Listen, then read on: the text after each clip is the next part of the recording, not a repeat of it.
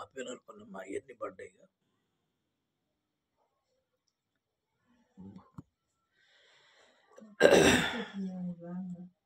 కాబట్టి ప్రియమైన వాళ్ళారా, మనం దేవుని సన్నిధిలో మన పాపముల చేత మనం కూలినప్పుడు, అంటే పాపాలలో పడి రకరకాల పాపాలు, పాపం అంటే ఆజ్ఞాతిక్రమే పాపం అన్నాడు. ఆజ్ఞాతిక్రమమే పాపం అన్నాడు. నీ మాటలలో అధిక మాటలలో దోషాలు ఉంటాయి. ఎక్కువ మాట్లాడి దాంట్లో దోషాలు దొర్లుతున్నాయి. పాపం సమూయేలు గ్రంథంలో ఒకటి మాట్లాడతాను, పాపము చేయకపోవటమే, ప్రార్థన చేయకపోవటమే పాపం అన్నాడు. సారీ, ప్రార్థన చేయకపోవటమే పాపం. మేలైనది చేయనెరిగి అలా చేయని వానికి పాపం కలుగునున్నాడు. పాపములు అంటే అబ్రివేషన్స్ ఇవన్నీ చాలా గ్రంథంలో ఉన్నాయి లేఖన. కాబట్టి పాపముల చేత మనం పొరపాటున చేసిన పాపాలు, జారిపడినప్పుడు, కూలినప్పుడు, జారి పడిపోయినప్పుడు మరలా మనం అంటే ఆయన యొద్దకు తిరుగుడి అంటున్నాడు.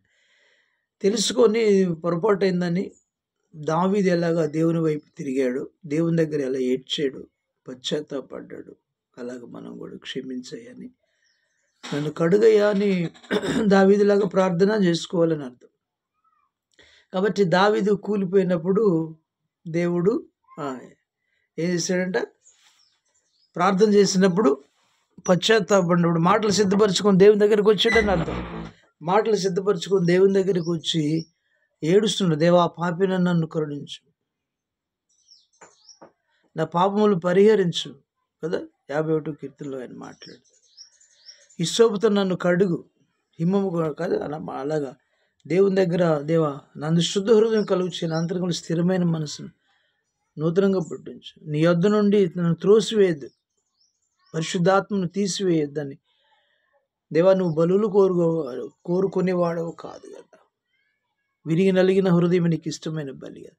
ఇలాగ మాటలు సిద్ధపరచుకొని దేవుని దగ్గర దేవునికి ఇష్టమైనటువంటి మాటలు సిద్ధపరచుకొని ఏంటంట, పాపముల చేత మీరు కూలి తిరిగి కనుక యెహోవా తట్టు తిరుగుడి, మాటలు సిద్ధపరచుకుని యెహోవా వైపు తిరుగుడి, మీరు ఆయనతో చెప్పవలసింది మా పాపములన్నిటిని పరిహరింపు, ఎడ్లకు బదుగా నీవు మాకు పెదవులు ఇచ్చి ఉన్నావు,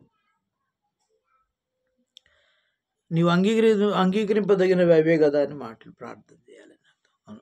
మా పాపములను పరిహరింపమని ప్రార్థించాలి. ప్రార్థనలో పశ్చాత్తాపం కావాలి, కానీ గొప్ప మాటలు మొదట స్తుతించాలి, తర్వాత పశ్చాత్తాపడిన తర్వాత మన విషయాలు దేవునికి తెలియచేయాలి. అలా ఉండాలి, కానీ హెచ్చింపు మాటలు చేసుకొని ప్రార్థిస్తుంది. దేవా నేను ఏమంటున్నాడు, సుంకరి పరిశీలన ప్రార్థనలు, పరిశీలి ఏ రీతిగా ప్రార్థన చేస్తున్నాడు, నేను వరకు 2 మార్లు ఉపవాసం ఉంటున్నాను, దశమ భాగం ఇస్తున్నాను అని హెచ్చించుకొని ప్రార్థనలో ఉండకూడదని, మాటలు ఉండకూడదని దేవుని వాక్యం. సుంకరి ప్రార్థన, దేవ పాపిని నన్ను కరుణించమని ప్రార్థన చేసి దీనత్వంతో కూడిన మాటలు ఉండాలి. యోబు విషయంలో కూడా మనం గమనిస్తాం. యోబు స్నేహితులందరూ కూడా హెచ్చింపుతో గర్వపూరితమైన మాటలు వాళ్ళ నోట్లోంచి వచ్చాయి, కానీ దేవుని విషయంలో యోబు అయితే, నేను దుమ్మును ధూళిని పనికి మాలిన వాడిని, తెలియక నేను నీతో మాట్లాడుతున్నానయ్యా, నన్ను క్షమించమని ప్రార్థన చేశాను. బుద్ధికి మించిన మాటలు నేను మాట్లాడాను అని తగ్గించుకున్నాడు. దుమ్మునైన ధూళిని నన్ను కరుణించమని ప్రార్థిస్తాడు. అప్పుడు యోబు ఆ ప్రార్థన ఆలకించాడు. అప్పుడు అంటున్నాడు, యోబు యుక్తమైన మాటలు నా విషయంలో పలికాడని మాట్లాడుతున్నాడు. అలాగే మనం యుక్తమైన మాటలు పలకాలి, కానీ హెచ్చించుకోకూడదు. మరొకసారి మోషే విషయంలో కూడా దేవుని సన్నిధి నువ్వు వెళ్ళి ఆ బండతో మాట్లాడమంటే ఆయన ఏం చేశాడు, బండను 2 మాటలు కొట్టాడు, 2 సార్లు కొట్టాడు. తర్వాత అంటున్నాడు, మేము నీకు నీళ్ళు ఇవ్వాలన్నా అని దేవుణ్ణి తను సమానంగా తీసుకొని మాట్లాడు. ఆ మాటల్లో దోషం కనపడింది దేవుడు. అప్పుడు నువ్వు కానానికి ఇక వెళ్ళటానికి వీలు లేదని చెప్పించి కోపడ్డాడు, వెళ్లకుండా చేశాడు. 1-4 సార్లు ప్రార్థన చేస్తే నాకు చాలు, ఇక నువ్వు మాట్లాడద్దు అన్నాడు, ఇప్పుడు వెళ్ళటానికి వీలు లేదన్నాడు. కాబట్టి మన మాటలు సిద్ధపరచుకొని దేవుని దగ్గరికి వెళ్ళాలి. మన మాటలు సరైనగా ఉండాలి. ఆ మాటలే ప్రభు మా పాపములను పరిహరించయ్యా అని ప్రార్థన చేశాను. అయ్యా క్షమించయ్యా, పరిహరించయ్యా, నన్ను కడుగయ్యా, దేవా పాపిని నన్ను కరుణించయ్యా అని ప్రార్థన చేయాలి. కానీ కాబట్టి దేవుని దగ్గరికి వెళుతున్నప్పుడు అంటే మాటలను సిద్ధపరుచుకొని వెళ్ళాలంట. ప్రార్థన చేస్తున్నప్పుడు ఆ మాటలు సిద్ధపరుచుకొని ప్రార్థించాలి. వివేకమైన తగ్గింపుతో కూడిన మాటలు, దయగలిగిన మాటలు, ప్రేమ కలిగిన మాటలు, తగ్గించుకునే మాటలు, పాపం పరిహరించమని చేసేటువంటి మాటలు కావాలి. కానీ ఇక నేను దశమ భాగం ఇస్తున్నాను, నేను ఉపవాసం ఉంటున్నాను, నేను అంతటి పవిత్రాలు పరిశుద్ధురాలు లేదు, నేను ప్రార్థన చేయకూడదని అర్థం. దేవుని దృష్టిలో ఎంతో తగ్గించుకొని ఉండాలని కోరుకుంటున్నాడు. నీ మాటలు సిద్ధపరచుకొని ఆయన యొద్దకు తిరుగుడి అంటున్నాడు. కాబట్టి మాటలు సిద్ధపరచుకొని ఆయన యొద్దకు తిరగాలని రెండో విషయం మనం ధ్యానించుకుంటున్నాం ప్రియులారా. మూడో విషయం మనం గమనించినట్లయితే ప్రియమైన వాళ్ళ, కీర్తన గ్రంథం 50:23లో మార్గాన్ని సిద్ధపరచుకోవాలంట. కీర్తన గ్రంథం 50:23 వచ్చిన కీర్తన గ్రంథం, స్తుతియాగం అర్పించేవాడు నన్ను మహిమపరుచున్నాడు, నేను వానికి దేవుని రక్షణ కనపరుచున్నట్లు వాడు మార్గమును సిద్ధపరచుకున్నాడు. మనం ఈ లోకంలో మార్గమును సిద్ధపరచుకోవాలి. మార్గంలో అంటే మన జీవితంలో ఉన్నటువంటి వాటన్నిటి మనం ప్రభువు వస్తున్నప్పుడు అంటే ఒక మాట అంటాడు యోహాను విషయంలో,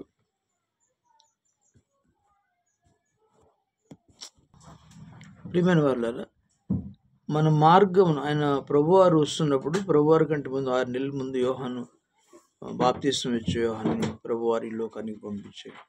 అతని గురించి లేఖనాలు ఏమి సెలవిస్తున్నాయంటే, అతడు మార్గమును సిద్ధపరుస్తున్నాడు, ప్రభు త్రోవను సరళం చేయడు అని చెప్పేసి ఒకని త్రోవ అని యోహాను గురించి ప్రభు మాట్లాడుతున్నటువంటి మాట. అతడు వచ్చి పాప క్షమాపణ నిమిత్తం మారు మనసు విషయమై బాప్తిస్మం పొందవాలని యోహాను యోర్దాను నది ప్రదేశం అంతటా ప్రకటించుచుండెను.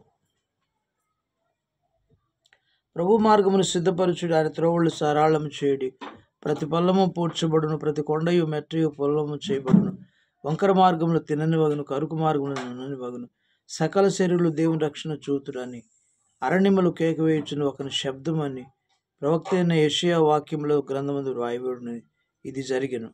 అతడు తన చేత బాప్తిసం పొంది వచ్చిన జనసమ్మను చూసి సర్పసంతానమా, రాబో ఉగ్రం తప్పించుకుని మీరు బుద్ధి చెప్పిన వాడేవాడు, మారు మనసు తగిన ఫలం ఫలించుడి, అబ్రహాం మాకు తండ్రిని మీలో మీరు మొదలు పెట్టవద్దు, దేవుడు ఈ రాళ్ళ వల్ల అబ్రహామునకు పిల్లలు పుట్టింపగలని మీరు చెప్పుచున్న ఇప్పుడే గొడ్డల చెట్ల వేరును ఉంచబడి ఉన్నది కనుక మంచి ఫలములు ఫలింపని ప్రతి చెట్టును నరకబడి అగ్నిలో వేయబడును. దేవునికి మహిమ కలుగును గాక. క్రీస్తునందు ప్రియమైన వారలారా, ఈ లేఖనాల్లో మనం చూస్తున్నాము యోహాను గురించి దేవుడు యెషయా గ్రంథంలో తెలియజేస్తున్నటువంటి ప్రభు మార్గమును సిద్ధపరచుడి, ఆయన త్రోవలు సరళం చేయడని యోహానును పంపించినట్లుగా ప్రభు మార్గాన్ని సిద్ధపరచడానికి యోహాను తనకంటే యేసుక్రీస్తు ప్రభు వారి కంటే ముందు 6 నెలలు ముందుగా వచ్చినట్లుగా లేఖనాలు చూస్తున్నాం ప్రియులారా.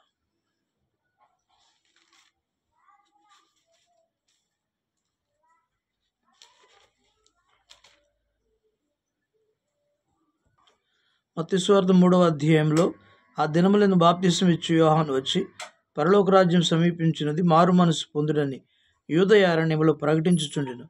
ప్రభు మార్గమును సిద్ధపరచుడి, ఆయన త్రోవలు సరళం చేయడని అరణ్యములో కేకవేయి ఒకని శబ్దము అని ప్రవక్త అయిన యెషయా ద్వారా చెప్పబడిన వాడు ఇతడే.